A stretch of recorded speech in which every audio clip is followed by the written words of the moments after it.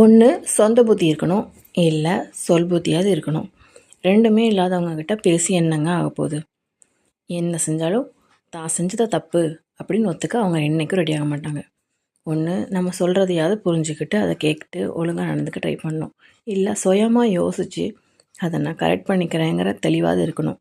ரெண்டுமே இல்லாத மனுஷங்கிட்ட பேசுகிறதும் ஆகாயத்தை பார்த்து எச்சி துப்புறதும் ஒன்று. ஸோ அந்த தப்பை எப்போ என்றைக்குமே பண்ணாதீங்க. தான் கரெக்டுன்னு என்றைக்குமே வாதாடுறவங்ககிட்ட நீ தான்ப்பா கரெக்ட் அப்படின்னு சொல்லிட்டு ஒதுங்கிடுங்க. அது மட்டும்தான் நல்ல முடிவாக இருக்கும் உங்களுக்கும் அவங்களுக்குமே கூட.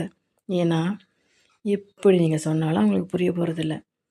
அவங்க பாதையில் போய் அடிபட்டு இதுக்கப்புறம் எப்படா வாழ்கிறதுன்னு தெரியாமல் அவங்களா தேடி ஒரு நாள் உங்ககிட்ட வருவாங்க. அன்னைக்கு தெளிவான அட்வைஸ் கொடுங்க.